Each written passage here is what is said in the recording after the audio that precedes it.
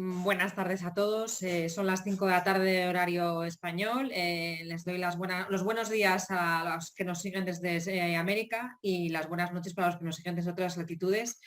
Y bueno, soy Carmen Sanz, soy la subdirectora del Museo de América y bueno, pues les doy la bienvenida a esta sesión de esta tarde en la que contamos con dos ponencias muy interesantes en torno a la cultura popular insurgente y en concreto dos temas que son la cocina y la indumentaria. Comenzaremos por la indumentaria con la doctora Toca Borraz y seguiremos con las aportaciones de Cecilia Vázquez Ahumada en torno al mundo de la cocina, la gastronomía y todo lo que es el patrimonio inmaterial. Quisiera dar gracias a todos los que han hecho posible que nos volvamos a conectar, que estemos hoy aquí reunidos en torno a esta temática de la independencia del Virreinato de México, especialmente a la profesora Victoria Solanilla, que es quien ha hecho la coordinación y de todos los ponentes y toda esta jornada en relación a México. Les sugiero que si quieren hacer alguna pregunta a alguna de las dos ponentes, pues tienen el chat que está habilitado en esta conexión. También tienen el correo electrónico que se ha habilitado para hacer las preguntas y la doctora Victoria Solanilla, una vez que acaben las dos ponentes sus intervenciones, pues dará paso y leerá algunas de esas preguntas.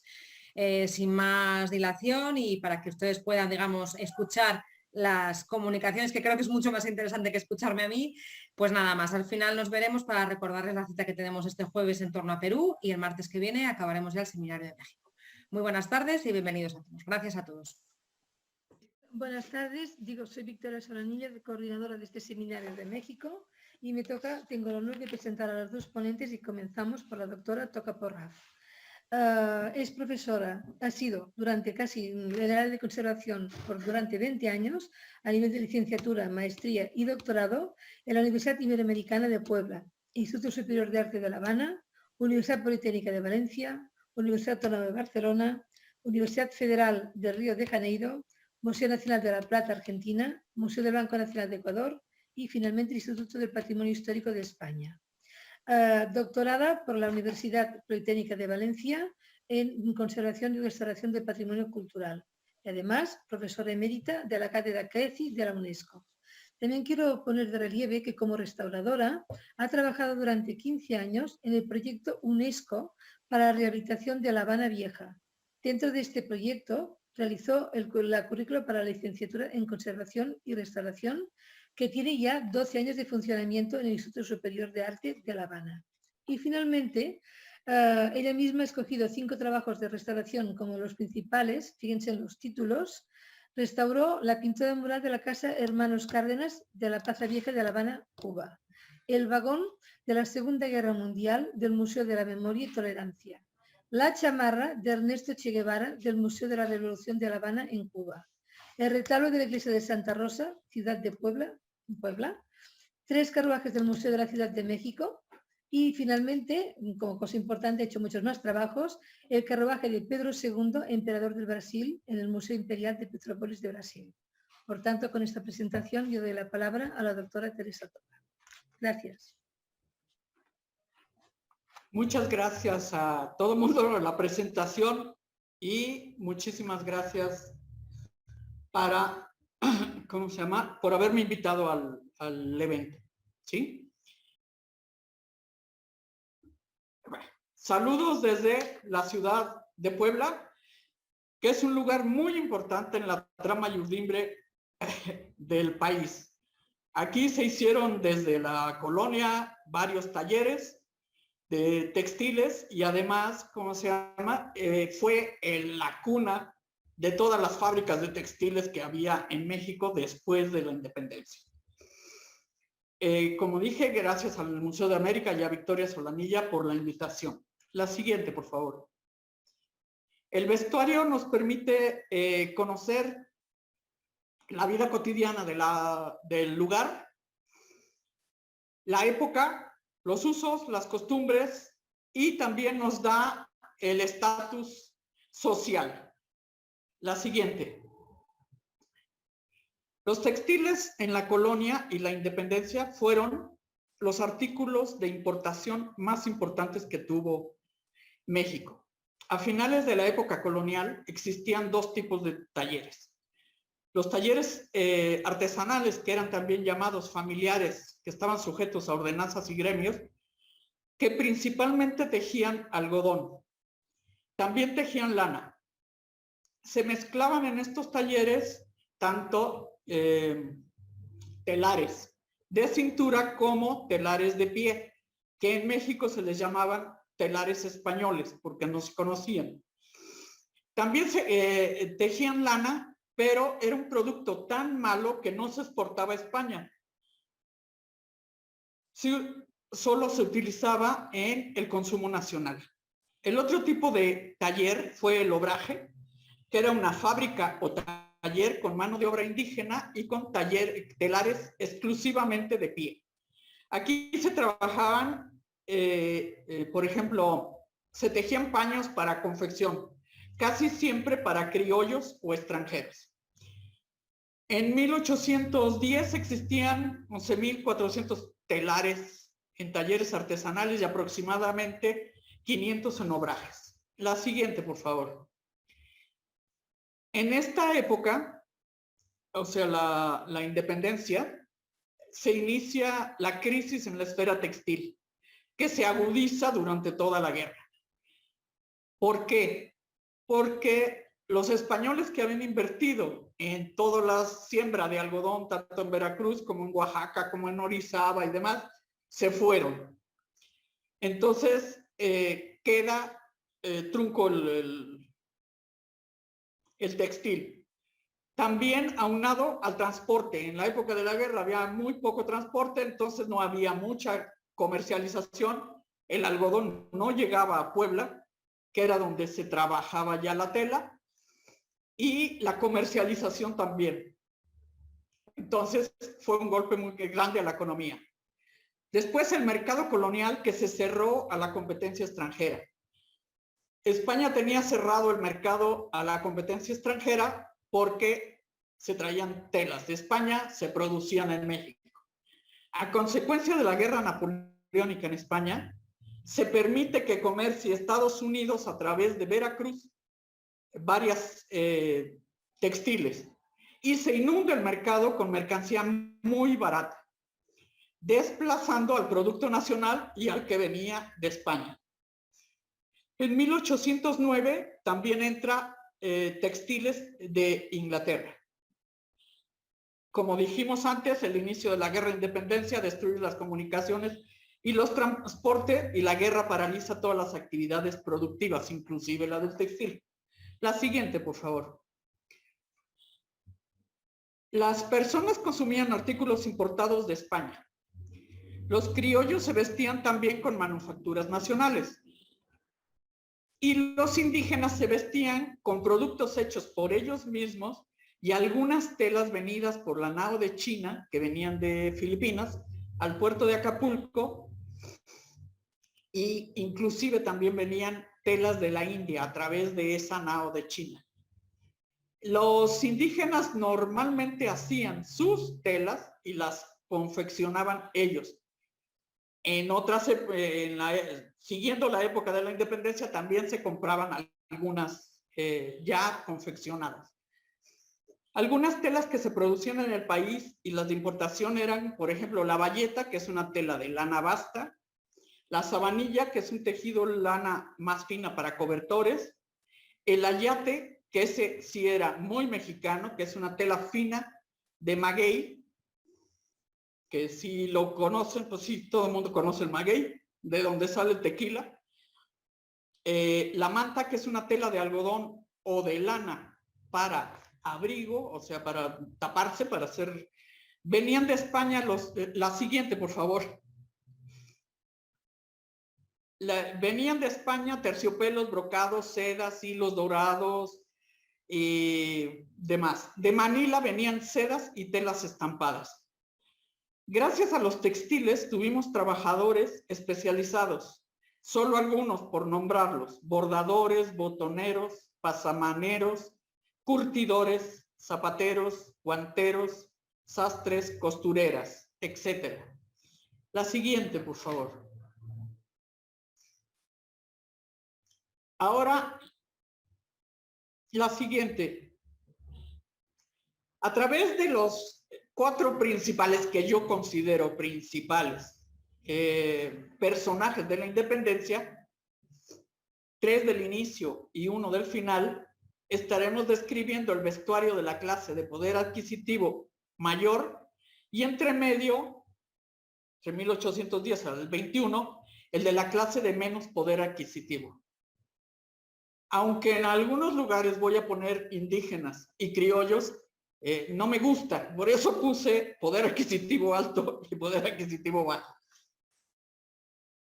La siguiente, bueno, comenzaremos con doña Josefa Crescencia y Ortiz, la famosa corregidora. Nacida en la Ciudad de México, es hija de mulata y español, huérfana, admitida en un colegio que se llamaba San Ignacio de Loyola, actualmente se conoce como Vizcaínas. Este colegio fue fundado por residentes en México vascos para sus hijos. Actualmente se mantiene como escuela y centro cultural. Ella se fuga con un abogado que era viudo y apadrinaba el colegio. A él lo nombran corregidor en Querétaro y se van a vivir allá. Ahí inicia la conspiración, en su casa teniendo ella un papel mucho más destacado que su esposo. A ella inclusive la llegan a encarcelar y desde ahí sigue trabajando para la independencia, ¿no? La siguiente, por favor. Doña Josefa usaba normalmente una mantilla y una peineta.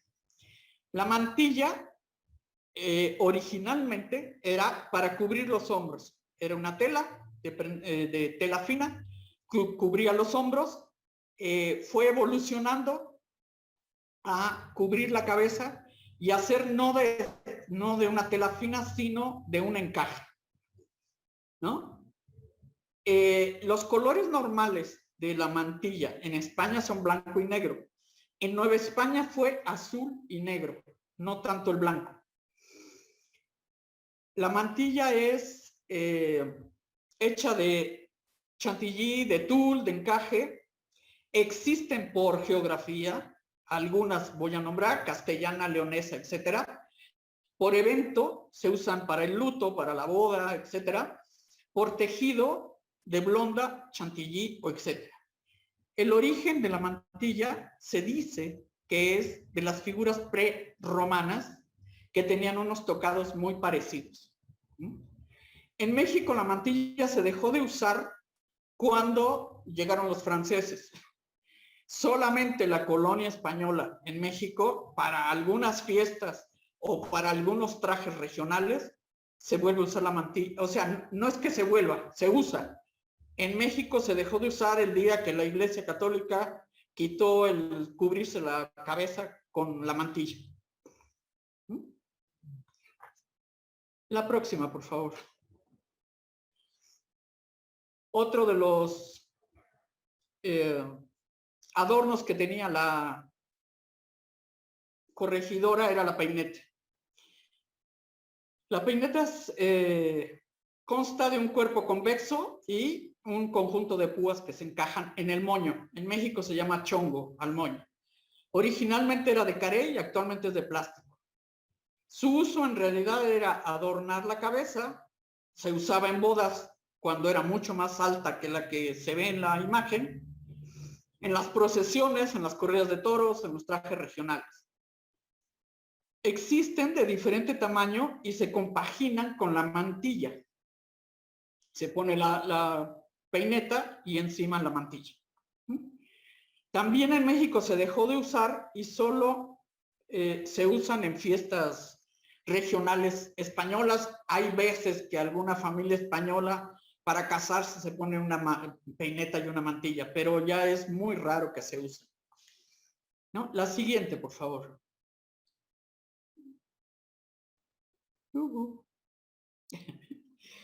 El otro personaje es Miguel Hidalgo y Costilla. Nace en Corralejo, Guanajuato, muere en Chihuahua, fusilado y cortada la cabeza. Su padre es un administrador de hacienda, él es criollo, en realidad. Estudia con los jesuitas hasta que expulsan a estos del país y sigue en la Universidad de San Nicolás. Actualmente el edificio de esa universidad es la Universidad Estatal de Michoacán.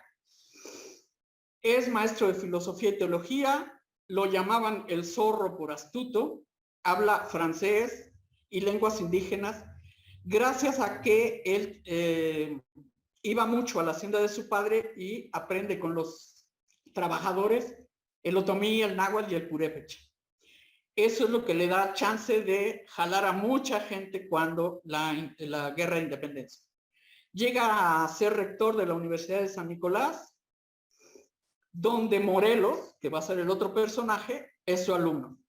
Allende lo pone en contacto con la corregidora para que comience la independencia y se da el grito de independencia el 16 de septiembre, adelantando la fecha programada.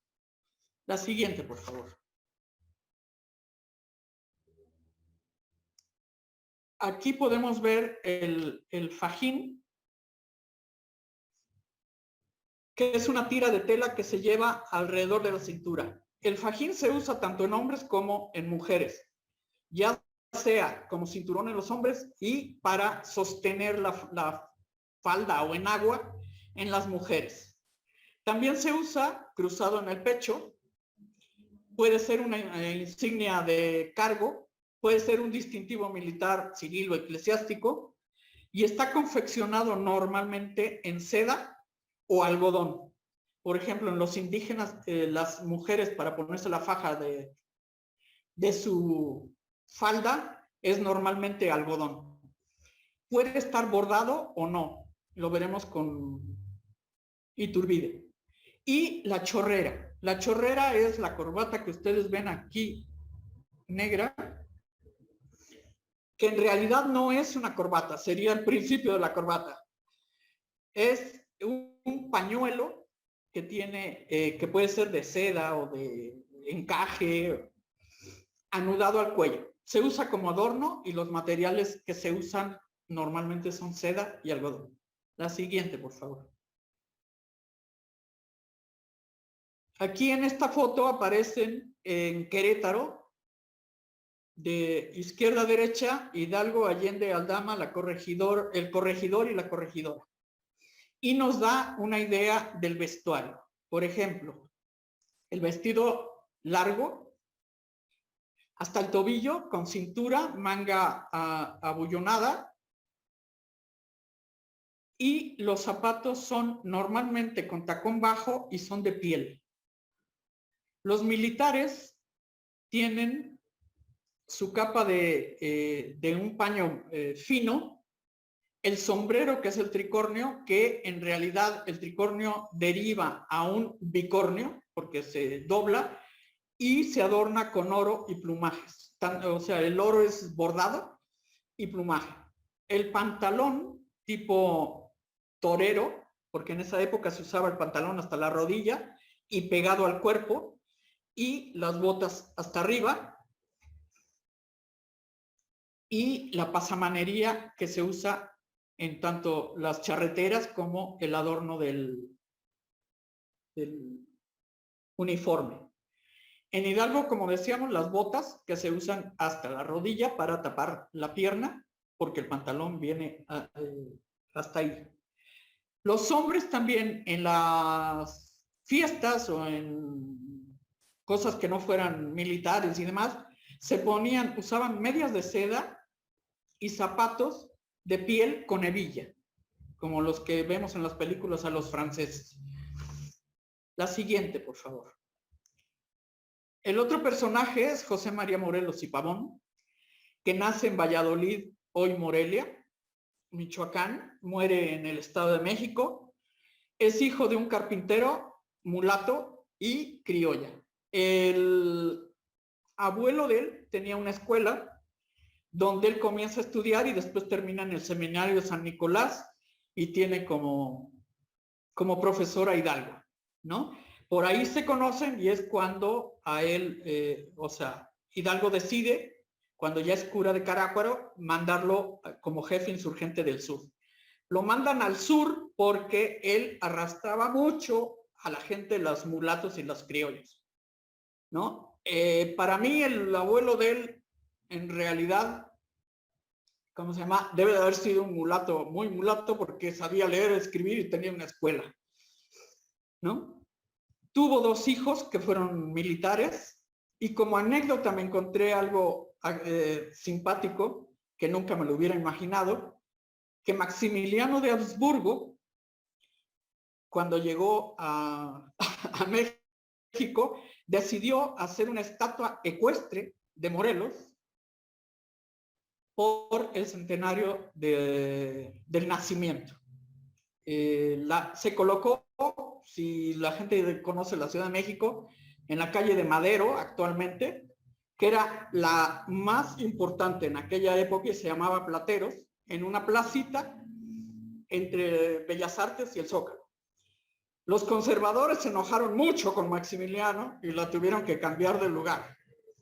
Pero él no se dejó en poner su escultura y la cambiaron a un lugar, y después actualmente está en la colonia Morelos de la Ciudad de México, y espero que no se reescriba la historia y me la tumben nada más porque la mandó a hacer Maximiliano. La siguiente. El paliacate. El paliacate para nosotros es como si fuera mexicanísimo, mexicanísimo. Pues no, no es mexicanísimo. Es, ¿cómo se llama? Viene, el origen es cachemira, llegó de la India a través del comercio, y probablemente el vocablo paliacate sea el nombre antiguo de un pueblo del estado de Tamil Nadu en la India, hoy conocido como Pulicat. De este pueblo provenían todos los pañuelos llamados paliacates que llegaron a México. Si se fijan, los adornos, o sea, los dibujos no tienen nada que ver con México.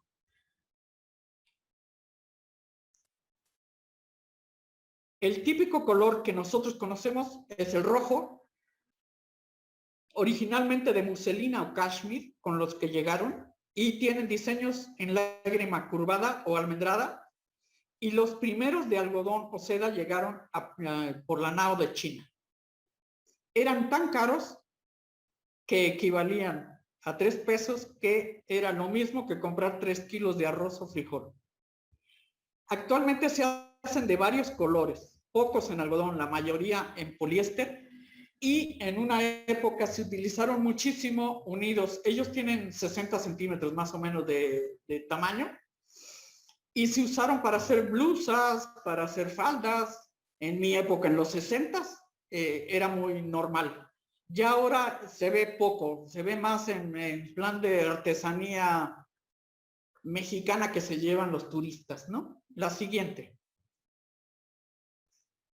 El uso del paliacate normalmente es para protección del cuello de la camisa para el sudor, como accesorio en decoración de trajes regionales, para cubrir la cabeza. Normalmente se pone el paliacate en la cabeza, el sombrero encima, y la gente se va al campo. Como mascarilla, se puede utilizar como monedero, utilizando las 4 puntas juntas y amarrándolo. Hay muchas gentes en los pueblos que lo usan así como monedero, como cabestrillo o torniquete, y como les decía, tiene un tamaño de 60 centímetros. En trajes regionales, por ejemplo, se usa mucho en el vestido veracruzano, bueno, vestido no, en el traje de veracruzano, que se lo pone en el cuello como adorno, ya que el traje es todo blanco. La siguiente, por favor. Se dice que paliacate Morelos lo usaba por 2 cosas. Una, porque padecía migraña. Se dice que humedecía el pañuelo en plantas medicinales con alcohol y se lo amarraba a la cabeza. Y también se cuenta que lo usaba para verse más mestizo porque era mulato, aunque la mayoría de las fotos no aparece como muy mulato, parece que la mamá jaló mucho más para acá, y en esta misma foto no se ve tan mulato, ¿no? La siguiente.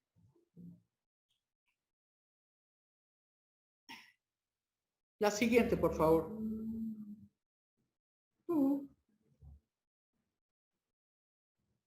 La siguiente.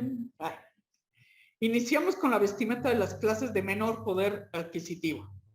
El jorongo o zarape. ¿Todo el mundo ha visto un jorongo? No, la anterior, por favor. No, la anterior. Ahí. Gracias. Para la gente representa un estilo de vida en los que lo usan normalmente. Por ejemplo, en Guadalajara, en todo el Jalisco se usa muchísimo. Es una manta de algodón o lana, generalmente con franjas de colores vivos, rojos, naranjas, verdes, azules, blancos. A veces con una abertura y entonces se llama jorongo. Si no tiene la abertura se llama zarape. El uso es como abrigo, como manta en una cama o como mantel en una mesa. A lo mejor me dicen que estoy loca, pero yo lo he visto en los pueblitos que a veces el zarape se pone sobre una mesa como mantel. El origen es Teocaltiche, Jalisco, pero en Chautempan y Contla, en Tlaxcala, lo inscribieron a la UNESCO y lo declararon Patrimonio Cultural de la Humanidad.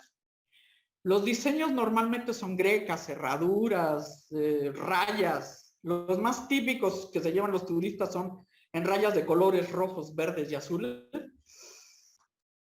Se teñían con tintes naturales las lanas y se tejía en un inicio en telar de cintura y entonces se hacían 4 partes. Estaba dividido en el centro del cuerpo y el centro de la espalda porque el telar de cintura no da más que 70 centímetros. Ya cuando se comenzaron a tejer en el telar de pie, se hacen completamente o sea, en una sola parte, ¿no? La siguiente. El morral es este. El morral, significado normal de la Real Academia de la Lengua, es saco que usan los cazadores. Normalmente es una bolsa de cuero o tela que usan pastores para llevar comida o que se le cuelga a los animales en el cuello para darles la comida, que de ahí coman. Pero en nosotros, los indígenas, se usa para llevar, para actividades agrícolas. Por ejemplo, allí llevan las semillas cuando siembran y las van sacando del morral para sembrar, ¿no? En algunas regiones, como es una actividad agrícola, en algunas regiones se acostumbra que para la boda, la suegra y la cuñada tejen este morral, a veces lo bordan, a veces no, y se le entrega al novio el día de la boda.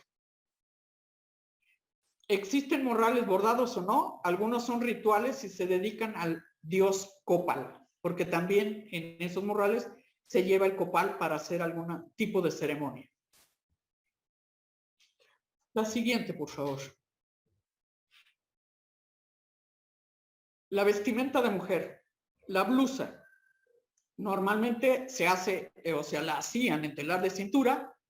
Como se ve en la imagen, consta de 10 piezas que se unen normalmente con pespunte, con costura de pespunte, cuando está hecha a mano o con máquina de coser.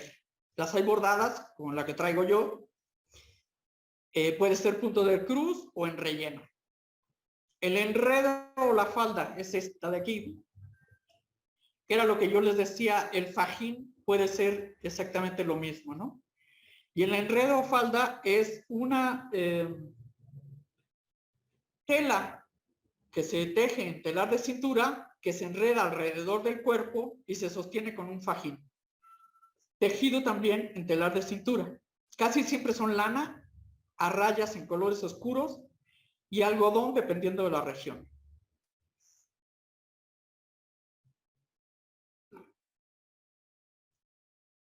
En Chiapas, por ejemplo, el enredo, hay un documental bellísimo donde se ve todo el proceso, donde los hombres cultivan el algodón, las mujeres hacen el hilo, los hombres se llevan ese hilo hasta la costa de Oaxaca para teñirlo con caracol púrpura panza. Ellos la tiñen en Oaxaca regresan con el hilo teñido y entonces las mujeres te dejan entelar de cintura sus faldas. Normalmente son oscuras y con el teñido del morado que da el púrpura panza. Ellos también hacen un ritual antes de llegar a Oaxaca, donde van a la iglesia, ofrecen que van a ir a teñir y que les dé, que Dios los ayude y demás. O sea, la sincronía, ¿no? Entre las dos visiones. La siguiente, por favor. El quesquemel. El nombre viene del vocablo náhuatl questle, que es cuello, o sea, sería cuello, y tlaquemito, que es ropaje. Esta es la única prenda totalmente indígena y la única prehispánica que se conserva. Se coloca sobre la blusa. Su uso es para protección de frío, cubre el pecho, la espalda y también como adorno. El bordado normalmente, si ustedes lo ven, es en punto de cruz y algunas etnias no lo bordan o nada más bordan alguna, por ejemplo, esta tira nada más, no lo bordan completo, nada más esta tira. Y actualmente se están haciendo algunos con diseños más modernos y entonces, aunque usan los mismos bordados indígenas, las telas son totalmente diferentes. La confección es en lana, algodón o manta y realizado en telar de cintura. La siguiente, por favor.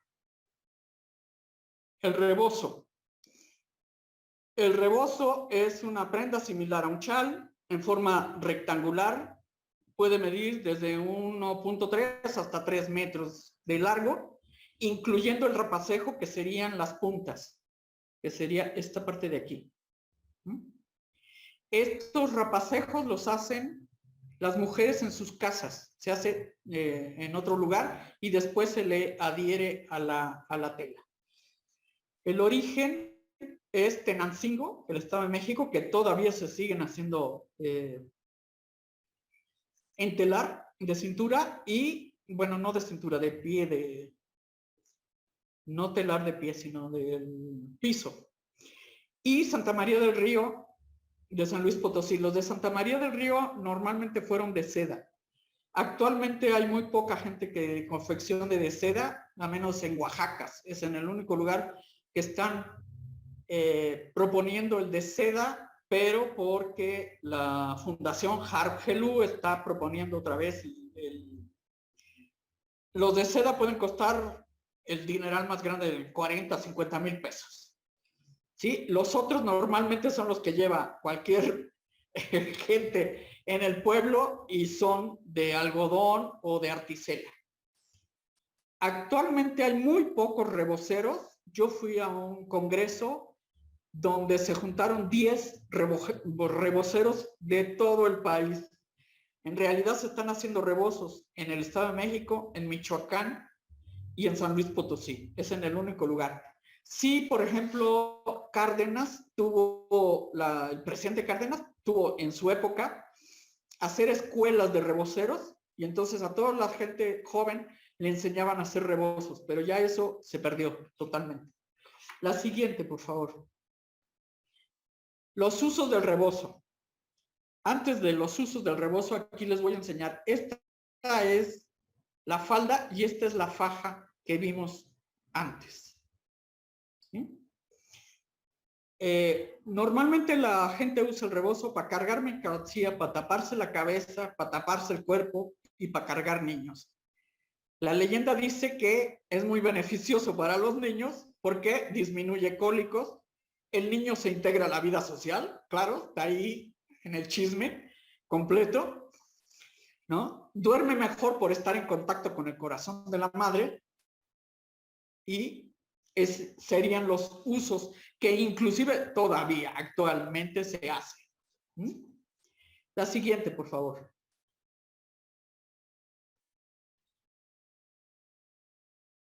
La siguiente.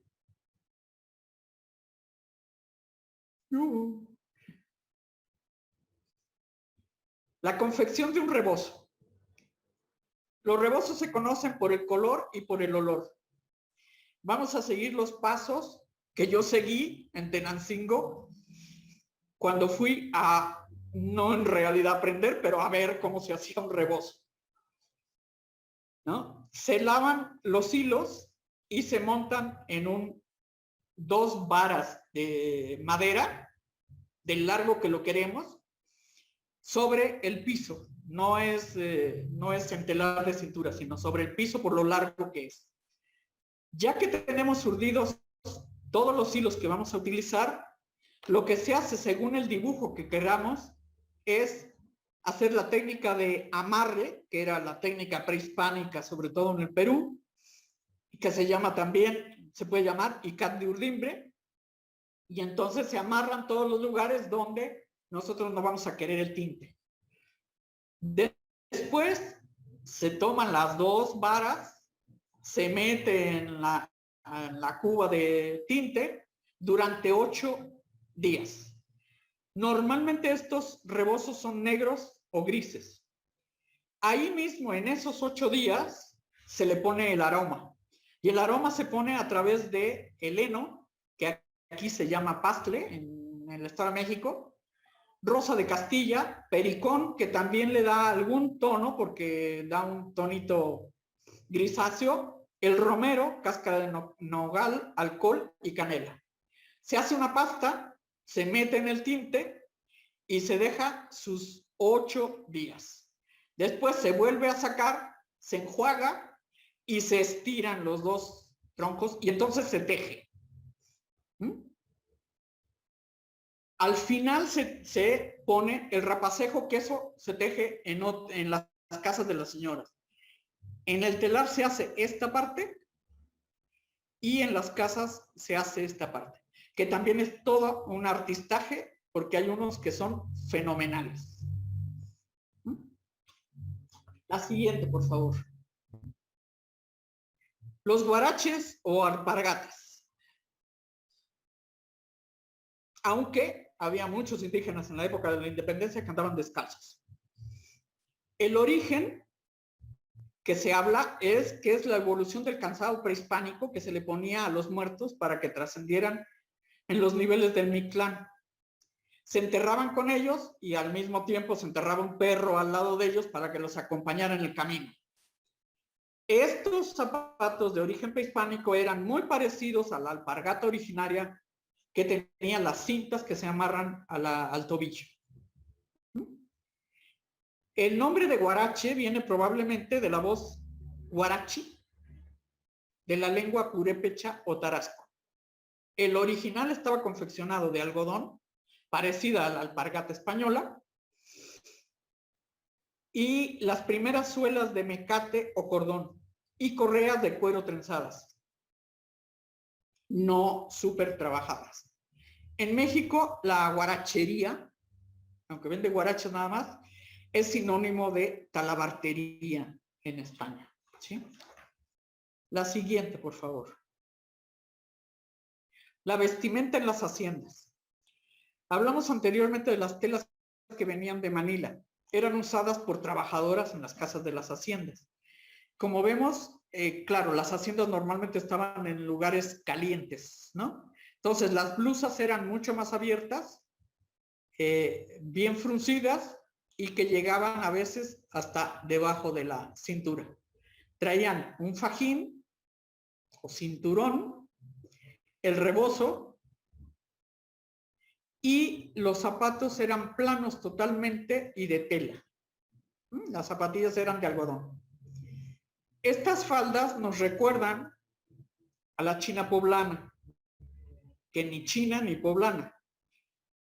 Fue una niña que trajeron como sirvienta en la nao de China, era filipina ella. Cuando llega un año después de que la habían pedido, el señor que la había pedido había muerto, se quedó su mujer, ¿cómo se llama? Viuda, y entonces adopta a la niña como su hija. Un día, ellos eran de poder adquisitivo alto, un día la lleva a una fiesta y ella decide vestirse así. ¿Por qué? Porque estas faldas venían de Filipinas, era lo suyo. Entonces fue todo un escándalo. Ella terminó metida en un convento, veía visiones y no sé cuántos. El traje de China poblana no viene de ahí. Yo pienso que el traje de China poblana se inventó en la Revolución tomando el modelo de la Filipina y bordándolo en lentejuelas. Pero eso lo pienso yo, no lo sé. La siguiente, por favor. La vestimenta a partir de 1920, aquí podemos ver las mujeres de poder adquisitivo un poco más alto traen las enaguas o las faldas, ya con crinolina, porque ya comienza a invadir la moda francesa, y con la mantilla blanca. El indígena trae ya el pantalón largo, porque normalmente lo traían corto, sobre todo en lugares cálidos. Este viene descalzo, este viene con guaraches, tiene un cinturón, la camisa de algodón también, y los sombreros que hasta la fecha perduran, como son este, o como son este que sería de un poder adquisitivo un poco más alto, que son de paja, normalmente, ¿no? Y teníamos los sombreros de los militares que eran todos bordados. Lo único que cambia del principio de la independencia al final de la independencia son los pantalones largos en el indígena y los pantalones largos en el criollo. La siguiente, por favor. Bueno, vamos con el último personaje, que para mí es un personaje fenomenal. José Agustín de Iturbide. Nace en Valladolid, hoy Morelia, igualito que Morelos. Va al mismo lugar a estudiar que era el convento, pero a los 14 años se enrola en el ejército y peleó contra Hidalgo. Él es hijo de español y criolla, como Hidalgo. Se casa con una española, tiene 6 hijos, llega a ser coronel del ejército y pelea siempre contra Hidalgo. Cuando ve que no puede ganar, se une a los insurrectos y entonces firma el Plan de Ayala. Esto es muy rápido, que decía derechos iguales a españoles y criollos y la supremacía de la Iglesia Católica. Para mí, el lastre que tenemos en México. Convoca el Congreso Constituyente, se corona como emperador en México, que es Agustín I.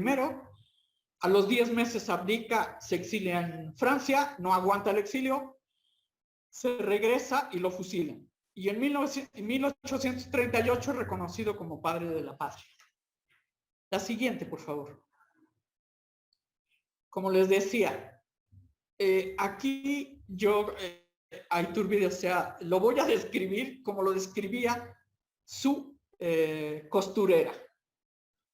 Nunca me hubiera imaginado que Iturbide tuviera una costurera desde niño. Y además francesa, siendo de una familia española en aquella época, ¿no?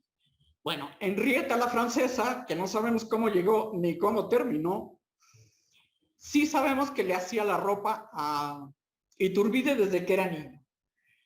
Ella le hizo este uniforme para graduarse como cadete en la escuela militar. Ella bordó con oro todas estas partes, hizo todo esto, le hizo el fajín bordado, y aquí se puede ver el pantalón que era pegado al cuerpo y que nada más llegaba hasta la rodilla, ¿no? Siguiente, por favor.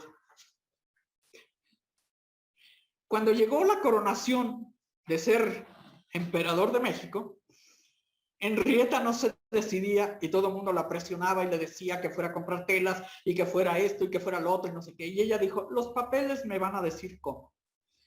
Ella buscó entre sus papeles y lo que ella quería era una fotografía de Napoleón. Copió el traje idéntico al de Napoleón y a la mujer la vistió como la mujer de Napoleón y hizo esto. Utilizó armiño, terciopelo, bordados en hilos de oro y demás. Pero no terminó ahí la famosa Henrietta. Cuando regresa lo fusilan, lo van a velar, y entonces ella dice que le va a poner su uniforme. ¿Cómo no se va a ir con el uniforme? Cuando llega, el uniforme no le cabe al señor. Y entonces toma las medidas, se va a comprar una tela y le hace un hábito franciscano. Así que la Henrietta lo llevó desde niño hasta que se murió. La siguiente, por favor.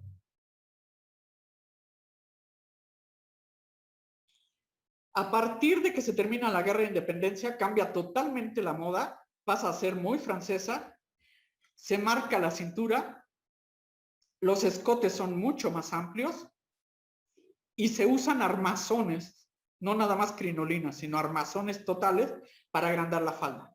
Los hombres usan sombrero de copa y chalecos, y la clase más humilde sigue exactamente igual. La siguiente, por favor.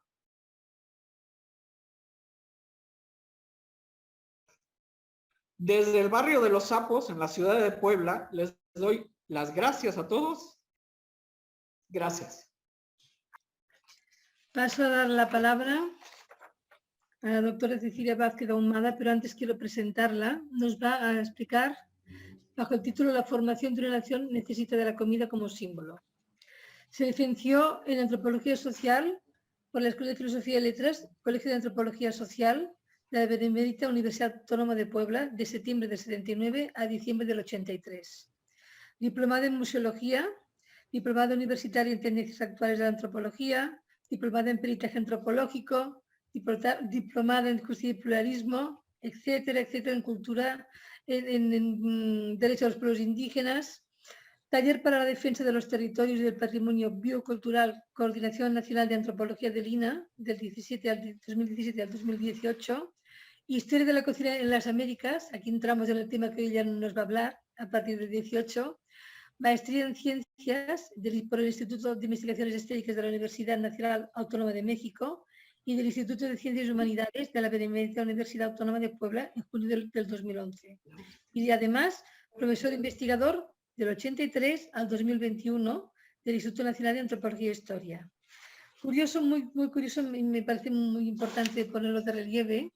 Como peritaje antropológico, ella da mucha atención a procesos judiciales donde están implicadas personas que se declaran indígenas, mujeres implicadas en procesos judiciales y periciales acerca de territorios de pueblos originarios.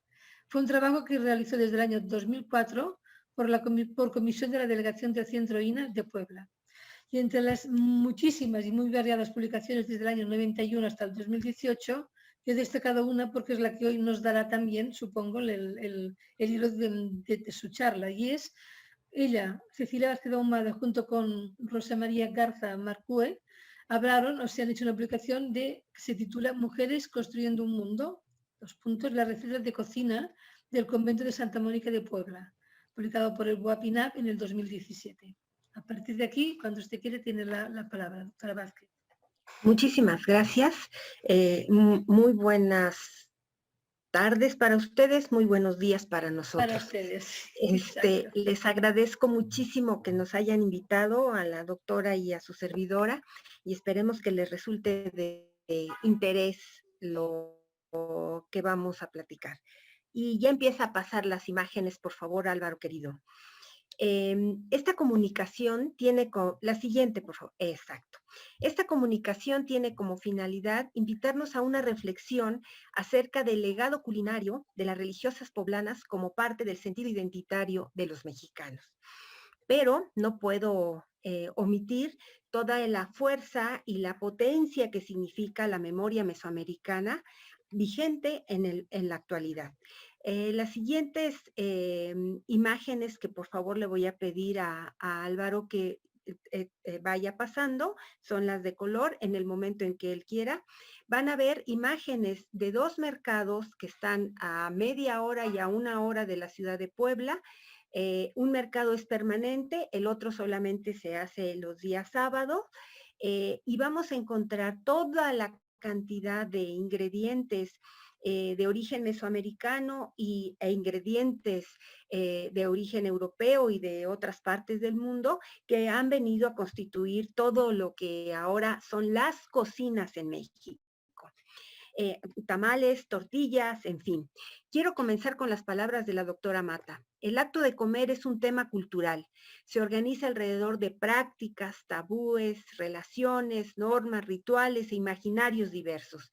Es decir, es una red de significados que se unen al gusto, el cual es adquirido y es otorgado a través del proceso de socialización que nos da lugar a identidades. El mundo mesoamericano poseía esa red de significados sobre la alimentación fincada en una cosmovisión fraguada a lo largo de siglos y que tuvo como fundamento la ingesta de maíz, una planta con una antigüedad de unos 8.700 años. Planta excepcional que se producía y sigue produciéndose a través de la milpa, un sistema de policultivo que engloba en términos generales maíz, frijol, calabaza y chile, pero que incluye hierbas comestibles, insectos, hongos, flores, etcétera, etcétera, etcétera. Hoy sabemos que 118 especies de plantas fueron domesticadas en el mundo mesoamericano y que el maíz es la raíz de esta civilización.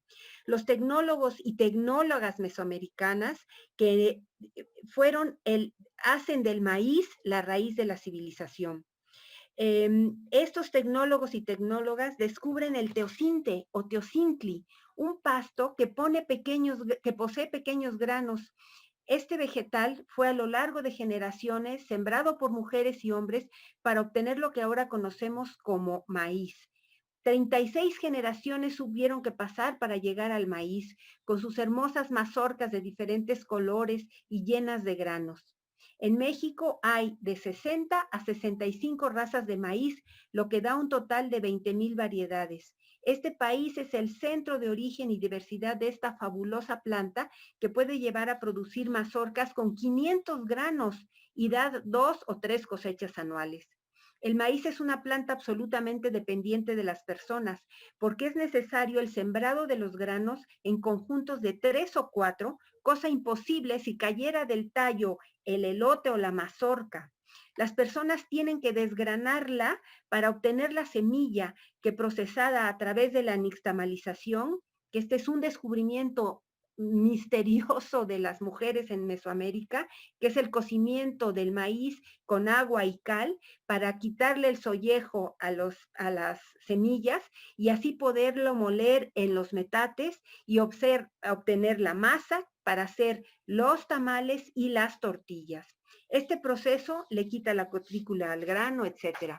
El maíz emplea durante su crecimiento poca agua, y gracias a la selección de semillas que los pueblos originarios de este territorio han hecho y siguen haciendo a lo largo de generaciones, se cultivan milpas desde el nivel del mar hasta los 3,000 metros de altura. Unas plantas se logran en 40 días y otras llevan 11 meses para alcanzar la maduración. El maíz se adapta a múltiples suelos y se une al frijol, quien fija el nitrógeno que le permite crecer. Los tallos de maíz son los perfectos soportes de la planta trepadora de los frijoles, gramínea que complementa dietéticamente el maíz, produciendo proteína vegetal de primera calidad. La calabaza con sus grandes hojas cuida de la humedad del suelo y evita el crecimiento de malas hierbas. A estas plantas se añaden las hierbas comestibles que crecen en la milpa, los quelites, que según los sabios son hasta 500 variedades a lo largo y ancho del país. Los hongos que producen la mazorca, el huitlacoche, es un manjar que se come en el centro de México, pero que en otras latitudes no es comestible.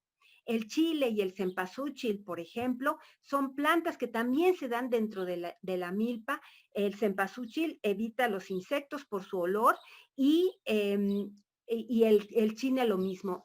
Tenemos en la parte no sé, en la parte izquierda de mí, en la derecha de ustedes, en la esquina, una pequeña milpa que empieza a crecer y bueno, todos los productos que encontramos en este mercado que nos siguen hablando de esta continuidad histórica.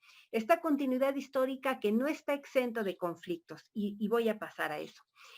Los productos del maíz son múltiples y al igual que el maguey, otra planta de tradición mesoamericana, es útil en su totalidad. Las raíces pueden ser combustibles. Los tallos y hojas sirven para el rastrojo, para darle de comer a los animales. Los tallos sirven para hacer cercas, las hojas para envolver alimentos y los amados tamales. Los pelos del maíz, el xilozontle, son para hacer medicina, test diuréticos. Además existen maíces especiales para producir determinados alimentos. Para el pozole, que es un caldo con carne de puerco y con orégano, con cebolla, con rábanos, con lechuga, que se come con tostadas, es un maíz especial que se llama maíz cacahuacintle. Para producir totopos, que son unas tortillas muy delgadas y quebradizas. Se usa un maíz especial que se llama zapalota, es de Oaxaca. El maíz pepitilla de Guerrero es famosísimo porque dicen que producen las tortillas más sabrosas que hay. Yo nunca lo he probado, desgraciadamente. Los alimentos que se elaboran con maíz son múltiples. Mole, tortillas, tamales, atoles, palomitas de maíz, alcohol, en fin, el maíz tiene una gran diversidad, grandes formas de combinarse. Por supuesto que el maíz también tiene sus ríos, sus mitos de origen. El mundo mesoamericano asume que la naturaleza no es una cuestión inerte como para la filosofía occidental. La naturaleza forma parte de una energía vital que forma parte de los hombres y los hombres formamos parte de ella. Hay estudiosas, bueno, y estudiosos, pero la mayoría son mujeres, que han podido abstraer la lógica cultural mesoamericana que sigue siendo vigente y que está presente en lo que nosotros ahora miramos de cómo se consumen los alimentos. Se habla de que hay una energía vital que se le llama en náhuatl chicahualistli, que circula a través de los cuerpos, a través del agua, a través de las montañas. Hay un intercambio y reciprocidad permanente de dones. Para que yo pueda tener, tengo que dar.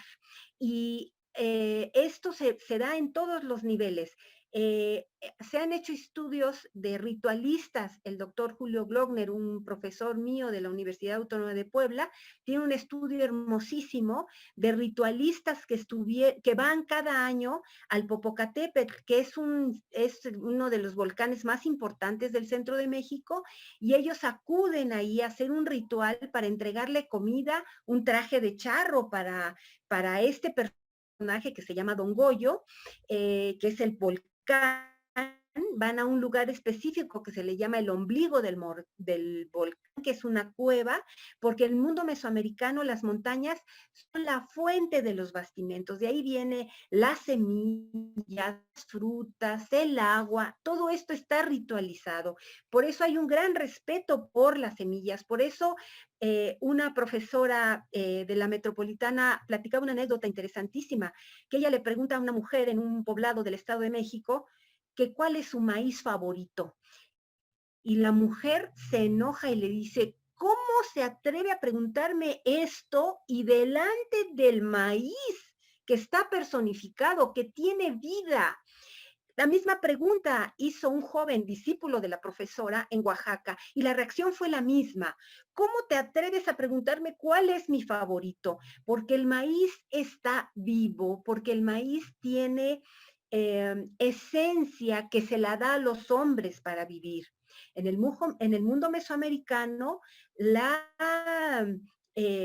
comida de los dioses es la carne de los hombres, ¿no? Por eso es que se tiene que sacrificar guerreros, se tiene que sacrificar prisioneros de guerra para permitir la continuidad del mundo, porque los dioses son muy buenos, pero hay que darles para poder nosotros recibir en este continuo intercambio. No voy a hablar de la leyenda de Quetzalcóatl, que fue el que nos dio el maíz, convertido en una hormiga roja que ve como unas hormigas negras trasladan maíces y bueno, en fin, él es el que nos da el maíz y nos da para comer. Los hombres en la cosmovisión mesoamericana consideran que su carne y su sangre está hecha de maíz, y estos elementos, a su vez, son los que alimentan a los dioses para permitir la continuidad del mundo. somos los hombres los responsables de la continuidad de la historia y el maíz nos acompaña. Y desde entonces hay cocinas regionales por la diversidad de etnias que conformaban el territorio que ahora es México. Desde la convivencia de las sociedades de cazadores-recolectores con agricultores de tecnología para riego hasta los chinamperos, estas sofisticadas bases de cultivo, las chinampas, de cultivos flotantes con un altísimo rendimiento. Todo esto, esta diversidad, esta riqueza ecológica y riqueza, yo podría decir, simbólica y espiritual del mundo mesoamericano es lo que encuentran y es con lo que se enfrenta el mundo europeo cuando viene la conquista. Hay comida muy importante, las élites y el pueblo mesoamericano no comían lo mismo. Por ejemplo, el chocolate era solamente para los varones y para los sabían que otorgaba energía, pero tenían que animarlo. Para animarlo se pasaba de una vasija a otra para que produjera espuma y esto era una,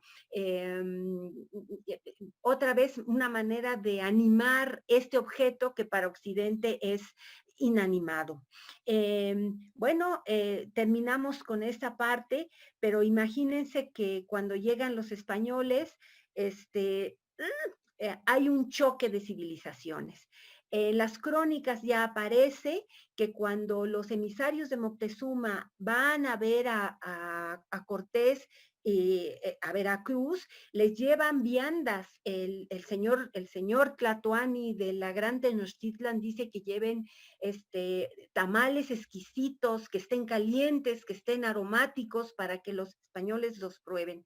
Pero resulta que los españoles les parecen comida repugnante, se burlan de los indígenas porque los indígenas les ofrecen a los caballos el maíz y las crónicas y los discursos de los indígenas, desde ese momento indígenas, porque finalmente fueron los vencidos y esta es la etiqueta que le pone Occidente a toda esta pluralidad de pensamientos, de sentidos de la vida. Dicen que los españoles les dieron a probar unas cosas muy desagradables, que eran como olotes. El olote es la base de la mazorca donde están insertos los granos y que era muy desagradable y que entonces ellos pensaban que Quetzalcóatl no podía comer lo que estos traían. Posiblemente estos no eran ni los emisarios de Quetzalcóatl, ni tampoco la personificación de Quetzalcóatl, ¿no? Aquí empieza a haber estos contrastes. Cuando en la calzada de Iztapalapa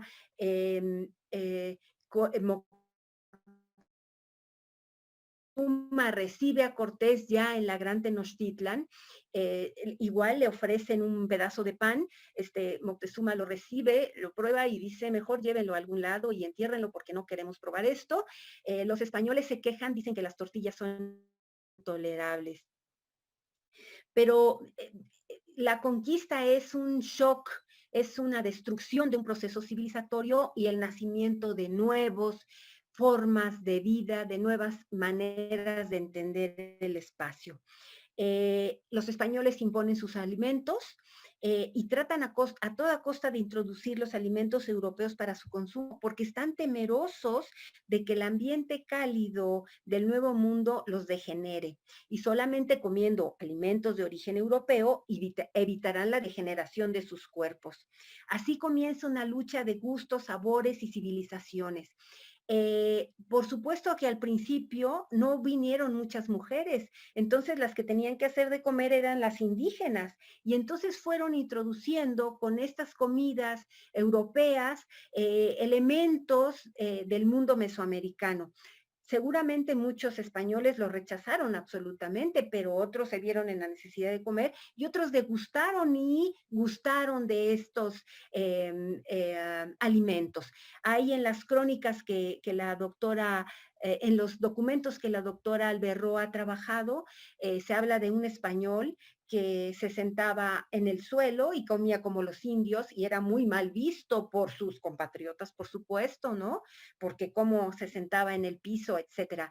Se habla en otro documento sobre el gusto que los españoles tuvieron con respecto de los erizos, y que comían muchísimos erizos y entonces se tuvo que pedir una licencia eclesiástica para que los erizos no fueran parte de la comida prohibida durante la cuaresma, por ejemplo, ¿no? Además, imagínense que son las mujeres indígenas, las chichiguas, las nanas de los niños criollos, que también empezaron a degustar estos niños a través del rebozo, ¿no? Estos primeros alimentos que sus nanas les ofrecían, ¿no?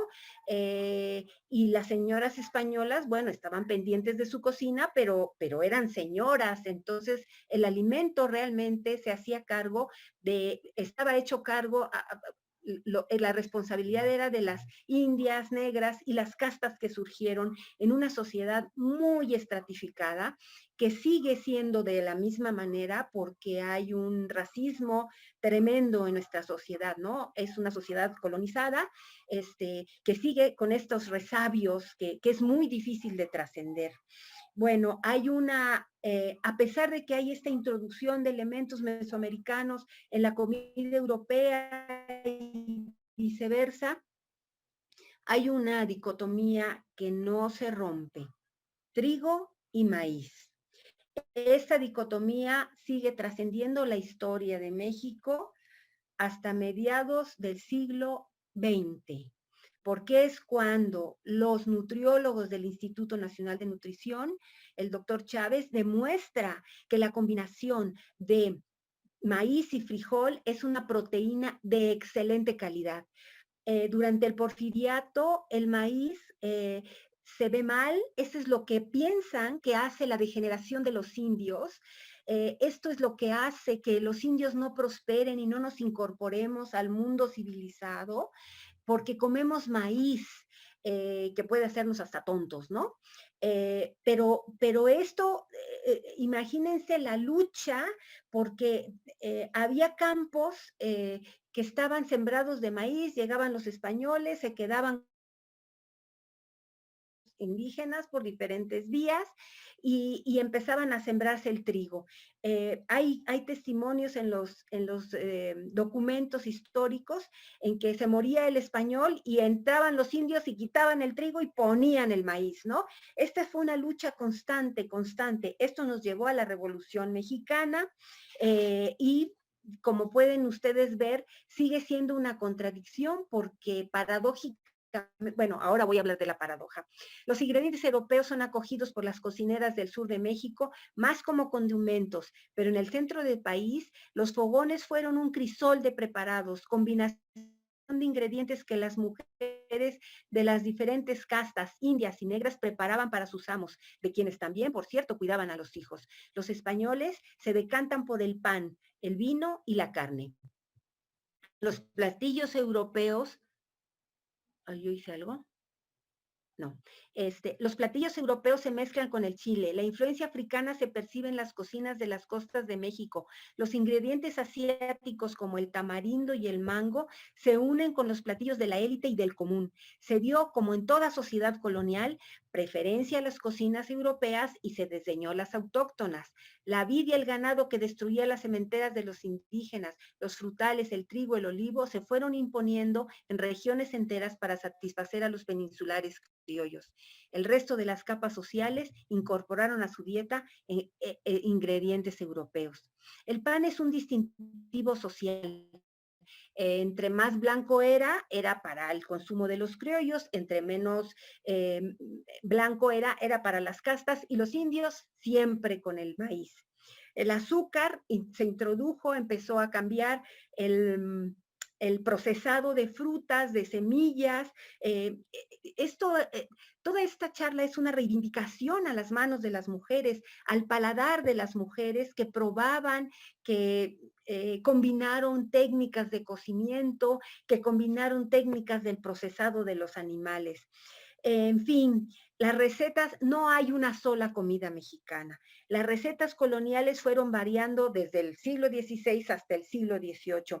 Todo fue un proceso de dominación, de resistencias, de ganar batallas y de probar, paladear lo nuevo y lo viejo con nuevos ingredientes para unas y para otras. Y así produjeron sabores inigualables. Y aquí los conventos femeninos jugaron un papel importante. Las mujeres que los ocuparon fueron en su mayoría criollas y mestizas. Las mujeres de las castas no tenían cabida como religiosas, pero sí como esclavas, pero sí como sirvientas. Las cocinas conventuales se convierten en laboratorios de mujeres con diferentes tradiciones, sensibilidades y conocimientos de los ingredientes. Su manejo de técnicas les permite experimentar y crear nuevos platillos, nuevas cocinas. Puede pasar la siguiente, no sé cómo se llama, fotografía, por favor, Álvaro. La siguiente, por favor. La siguiente.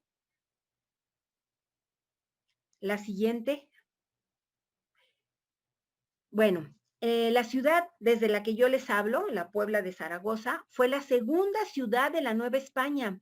Llegó a competir con la Ciudad de México en riqueza. No saben no, sí saben. La identidad de los poblanos es de prosapia. Lo que permitió a los señores de esta ciudad fundar 11 conventos para sus mujeres, mismas que se convertirían en esposas de Cristo o en esposas de algún señor importante. El primer monasterio fue el fundado por las... Ahí detente, por favor. Fundado por las dominicas de Santa Catalina de Siena y fue fundado en 1568. Le siguieron las de la Purísima Concepción, las de San Jerónimo, Santa Teresa, Santa Clara, esto ya es el siglo XVII, la Trinidad, las de Santa Inés del Monte Pulciano, las Agustinas Recoletas que yo les voy a hablar ahorita, las Capuchinas, las de la Soledad, hasta 1749, son la última fundación. Yo les voy a hablar del convento de las Agustinas Recoletas de Santa Mónica, porque es el recinto donde el Estado mexicano lo expropió en el año de 1934, después de la Revolución de 1910, y en donde encontramos las recetas de cocina manuscritas de las religiosas y fragmentos de recetarios impresos. Ojalá fueran muchas recetas las que encontramos, no fueron muchas, pero son interesantes porque nos están hablando de esta mezcla y nos están hablando de la fuerza cultural y del aporte de las mujeres para crear identidades regionales. El convento de las Agustinas Recoletas de Santa Mónica es una institución fundada en 1688. Tiene sus antecedentes en 1606.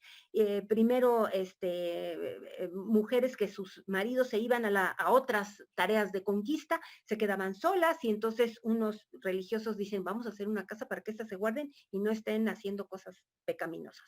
La institución decae con el tiempo, tan decae con el tiempo que una de las custodias del espacio prostituye a las que están allá adentro. Pero bueno, esto se vuelve una cosa espantosa, digamos terreno diabólico, hasta que llega Fernández de Santa Cruz y dice, vamos a poner orden aquí. Y entonces funda un colegio para niñas pobres españolas y bueno, es un lugar muy importante porque en este lugar las mujeres tenían que entrar sin dote, mujeres españolas pobres. Hace nacer en el solar que ocupaban Fernández de Santa Cruz, el antiguo corregimiento para mujeres, un colegio, mejora el edificio, planea erigir en el futuro un convento que sería ocupado por mujeres de su diócesis, carentes de dote y con un honor intachable. El Papa Inocencio XI aprueba el la institución el 14 de septiembre de 1682. Se hace una fiestota, salen las monjas alrededor de la manzana, de la cuadra, dan la vuelta y los vecinos las acompañan. El convento tuvo coro alto, coro bajo. ¿Puedes pasar la siguiente, por favor? Tiene coro alto, coro bajo, claustros. Esta es la iglesia del convento. Ya saben que los conventos femeninos tenían su iglesia adosada y lateral a la entrada del convento. La siguiente, por favor. Tuvo su claustro alto. Esta es la entrada de... Como hay problemas entre la iglesia y el Estado, en la formación del Estado Nacional, la religiosa que era la priora, decide construir un edificio civil a la entrada del convento para disimular la presencia de las religiosas. Pero bueno, había en el claustros, locutorios para recibir a los vecinos, sala capitular de labores, celda, enfermería, horno de pan, placeres, que es donde se asean las religiosas, provisoría, refectorio, tortillería. Estoy hablando de los usos a finales del siglo XIX y principios del XX. Lavaderos, portería, puerta arreglar y el templo. Las religiosas sufrieron los avatares de la transformación política y social que significó la independencia de España y después la transformación del país en una nación con las consecuentes exclaustraciones que afectaron sus vidas y sus bienes. En el año de 1933 y 34, el presidente de la República, ya emanado de la Revolución de 1910, prohíbe la existencia de órdenes religiosas, la iglesia resiste, se ocultan, como les dije, pero bueno, este edificio, lo que tiene adentro y otras órdenes conventuales que fueron expropiadas en ese mismo momento, se les recogen sus bienes y se depositan en este lugar, en el convento de Santa Mónica, y después se construye un museo, que es un museo que está inspirado por el padre de la historia del arte en México, por Manuel Toussaint, que dice que sería curiosito poner un lugar donde se exhiba cómo vivían estas mujeres cuando eran sus contemporáneas, ¿no? Pero él las dice así como vivían estas mujeres de antaño, ¿no? Estas mujeres de antaño eran sus contemporáneas que siguieron creando procesos culturales que todos tenemos como parte de nuestra vida de poblanos. Bueno, se forma el museo y nosotros al estudiar los bienes que están en ese museo, encontramos el archivo de las monjas con la doctora Garza y su servidora, lo peinamos, lo bañamos, lo dejamos bien y ahí es donde encontramos las recetas. La reivindicación de las monjas como creadoras y portadoras de los valores de la alimentación de la ciudad de Puebla, ha llevado a la creación de dos grandes relatos míticos que las hacen inventoras de dos platillos nacionales, el mole y los chiles en nogada. Para el primer caso, se ha investigado por parte del maestro José Luis Juárez que este platillo de origen mesoamericano es una mezcla de chiles, incorporó ingredientes, asiáticos y europeos,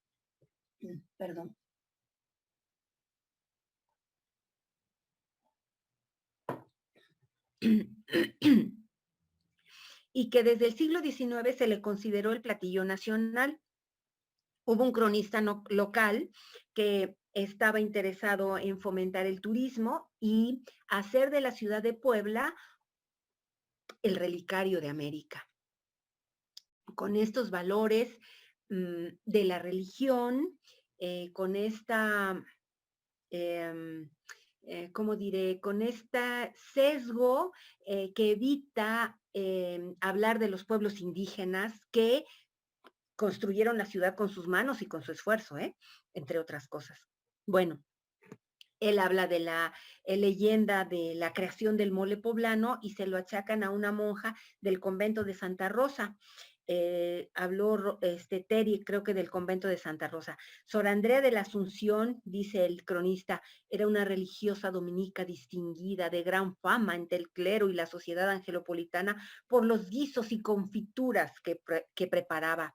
Cada platillo que salía del convento de Santa Rosa lo supervisaba en sabor y detalle. En el refectorio conventual se conversaba de sobremesa acerca de los tantos que ponía en los platillos, que personas de alcurnia le mandaban hacer y que siempre quedaban complacida y satisfecha por el grato sabor que imprimía las más delicadas viandas.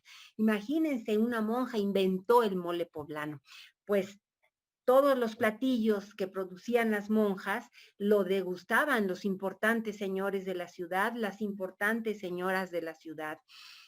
Los chiles en nogada es otro de los mitos de los alimentos en Puebla. Los chiles en nogada se han enaltecido como el platillo que las religiosas del convento de Santa Mónica, de las que estamos hablando, ofrecieron a Agustín Iturbide, el realista convertido en insurgente que firmó los tratados de Córdoba en 1821 y que en su camino a la Ciudad de México y ya como representante del México independiente pasa por Puebla. El mito dice que las religiosas le otorgaron un platillo con los 3 colores del ejército trigarante, verde, blanco y rojo. El chile es el verde, el blanco es la nogada, que ya existía, y el rojo son los granos de la granada, que es un fruto que viene de Europa. Bueno, en fin, es un elemento nacional. En los años 70, yo no he podido localizar a cabalidad, pero si me vuelven a invitar, seguramente ya lo voy a tener, el dato. Los restauranteros de la ciudad empiezan el proceso de patrimonialización del chile en nogada. Y entonces empiezan a plantear que viene la temporada, hay que invitar a los turistas, bla, bla, bla, bla, bla.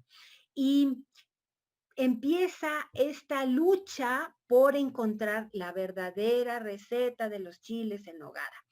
Y su servidora y mi compañera, la doctora Garza, cada año recibíamos la petición de, queremos que nos dé por favor la verdadera historia del chile en nogada que debe de estar en los recetarios de Santa Mónica. Nosotros no encontramos ninguna receta del chile en nogada y el mejor chile en nogada es el que se hace en la casa de cada uno de los poblanos. Y esa es la verdadera receta del chile en nogada.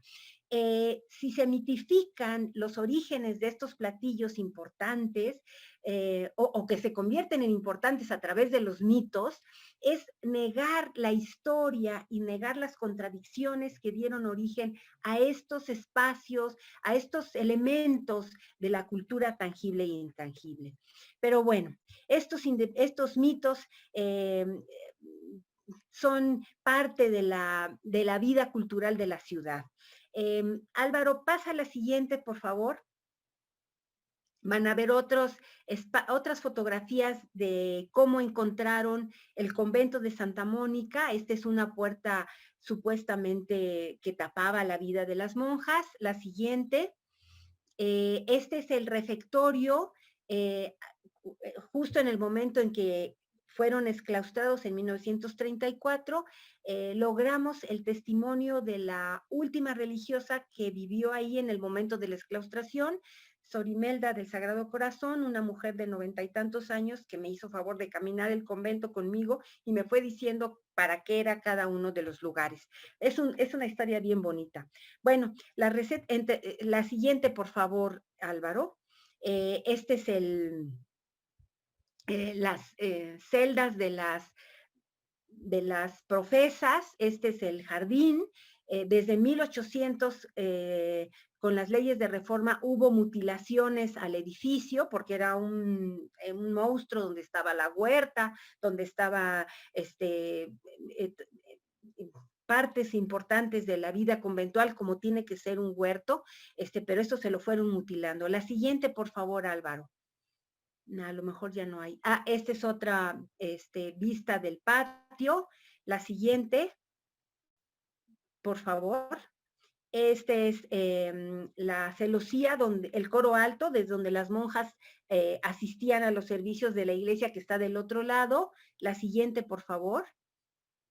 Este es el claustro bajo, En este pasillo estaba ubicada una zapatería, la tortillería, el horno de pan, los placeres, la planta baja de los conventos es para el servicio y la planta alta es para las celdas donde las religiosas pernoctan. La siguiente, por favor.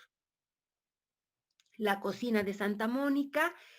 Cuando yo llevé a la Madre Imelda al recorrido del museo, ella estaba muy indignada porque esas cazuelas chiquititas, dijo, nosotros no, esos son para juguetes, eso no estaba ahí, eso no es así, ¿no? Esto es un arreglo museográfico del Estado Nacional al que pertenezco como burócrata, pero bueno, digamos que este brasero sí es el original, aparecen estos elementos mesoamericanos como el metate, los jarros, las cazuelas, y ya una combinación porque aparece una tortilladora, aparecen trastes de peltre, en fin, toda una combinación que nos permite entender un poco cómo funcionaba esto. La siguiente, por favor. Es otra de las postales, hubo en los años, desde los años 30, que, bueno, que nace el museo, el convento lo expropian en 1934. Para 1935 ya está funcionando como un museo. Y por lo que yo he encontrado, son así cientos de personas que vienen al museo a ver cómo vivían las monjas, ¿no? Todos los mitos, ya saben, de los fetos y de las monjas pecadoras y esta combinación que une los polos, ¿no? Las religiosas como entes angelicales, prácticamente celestiales, y estas monjas como entes diabólicos, pecadores, que tientan a los hombres, ¿no? Siempre estas dos polos están tocándose dentro del espacio. Bueno, entre las recetas que encontramos en el archivo conventual, puedes por favor pasar la siguiente. Encontramos la sopa de clavo. Voy a leerlo, este es el refectorio. La siguiente, por favor. Esta es una fotografía donde la joven que está deteniendo la mesa, esa es la Madre Imelda a sus 19, 20 añitos. Yo la conocí cuando tenía 90 y tantos años y fue la que me hizo favor de otorgarme el testimonio de cómo funcionaba el convento, ¿no? Están las religiosas de velo negro, que son las profesas, las de velo blanco, que son las novicias, y las que están adelante se les llamaba legas, y estas eran las que se encargaban del trabajo duro, ¿no? Lavar, planchar, hacer cosas complicadas. Bueno, la siguiente, por favor. Te encontramos las recetas manuscritas, como la sopa de clavo.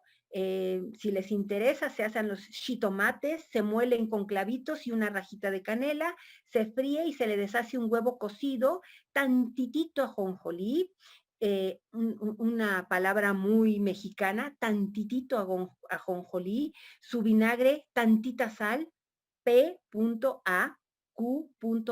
para que le salga el dulce, será al gusto, y esto se sazona tantitito y se le echa el pan, Q.E, que ya estará frito. Se pone a 2 fuegos lentos, P.A. para que esté bien sazonada. Te daré un consejo, que la yema no la deshagas junto con las claras, porque se pone como atole, ni tampoco para que quede tan dura la clara. Yo así le hago, dice la monja. Hay la receta de los rápidos, panes de garbanzo, los mostachones, una receta de atole de cebada. Ellas combinan, como les digo, las técnicas. Cuando se habla de cocer a 2 fuegos, es poner una olla, ponerle el comal mesoamericano, y se le cierra con masa y se pone rescoldos arriba y fuego abajo. Eso es cocer a 2 fuegos, es hacer un horno. Los fragmentos de los recetarios impresos proceden de recetarios impresos en París en 1831, 1856, en donde se comienzan a dar los primeros pasos de reivindicar la nación mexicana. Aparecen recetas en estos impresos como la fritura republicana. Y en fin, jamón a la mexicana, que es un jamón cocido con pulque, o jamón a la española, que es el jamón cocido pero con vino, ¿no? Las religiosas de los conventos poblanos fundados en estos siglos XVI, XVII y XVIII sobreviven y hoy preparan alimentos para la venta. Yo con la pandemia no pude salir, pero hablé por teléfono a todos los conventos y ellos me dijeron de todo lo que siguen haciendo para el paladar de los poblanos, para el paladar de los turistas, ¿no?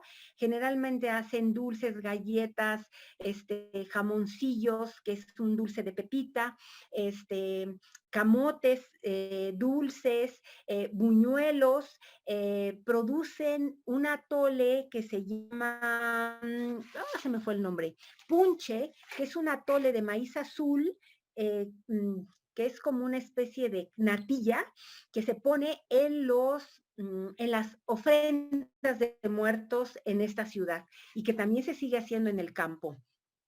¿Qué más les quiero decir? Porque seguramente la maestra ya me va a decir que me calle la boca. La incorporación de la cultura culinaria de la ciudad de Puebla como parte del imaginario para crear una continuidad histórica desde el virreinato hasta nuestros días es lo que los intelectuales emanados del movimiento revolucionario de 1910 crearon para hablar de la cocina mexicana. Pero no repararon en que son las cocinas mexicanas, las cocinas regionales, locales, las que hacen toda una gama de sabores y texturas, ingredientes y combinaciones que dependen de espacios sociales, capitales culturales, clases sociales, espacios rurales, étnicos o urbanos.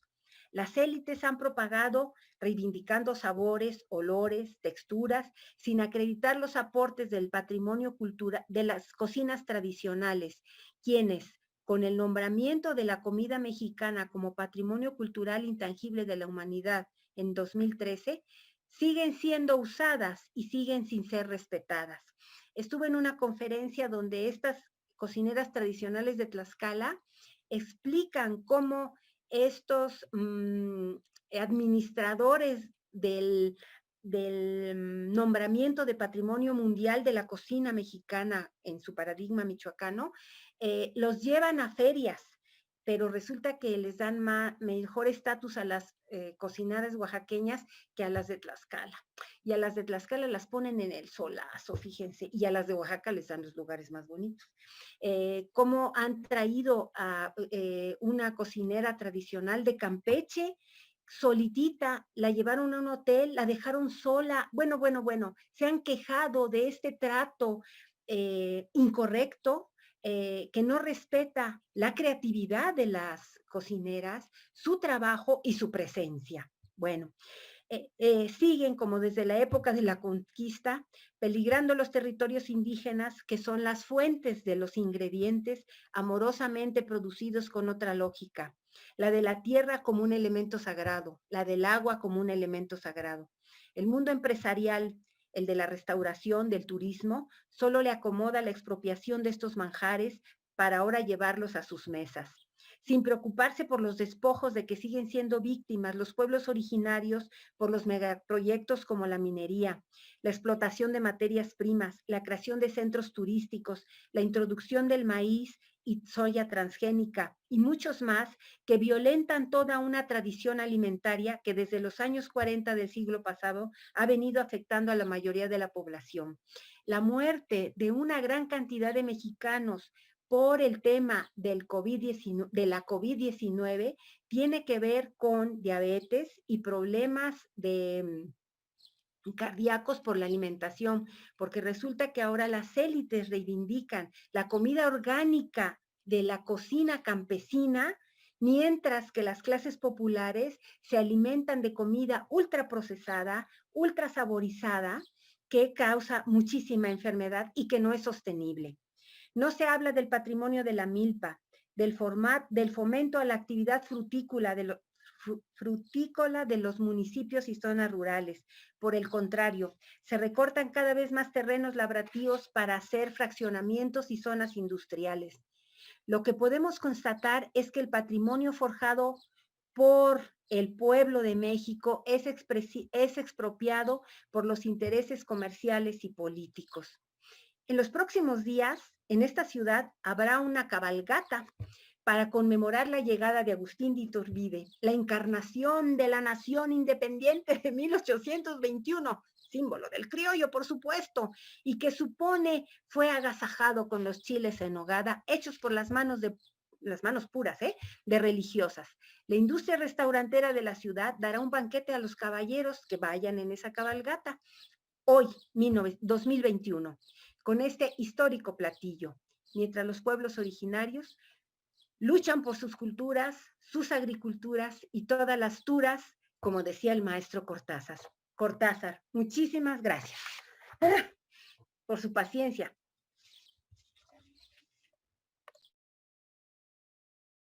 Voy a ver ahora qué preguntas hay y se las voy a pasar. A ver. No, de momento no. No hay ninguna pregunta más. ¿Hay alguien? ¿Tú ves a alguien, Carmen? ¿No? Yo tampoco. ¿Les dan las gracias? Yo querría preguntar, en el caso de Cecilia Vázquez, que a lo mejor me he perdido en algún momento, perdón, porque he intentado seguir, pero íbamos muy rápido.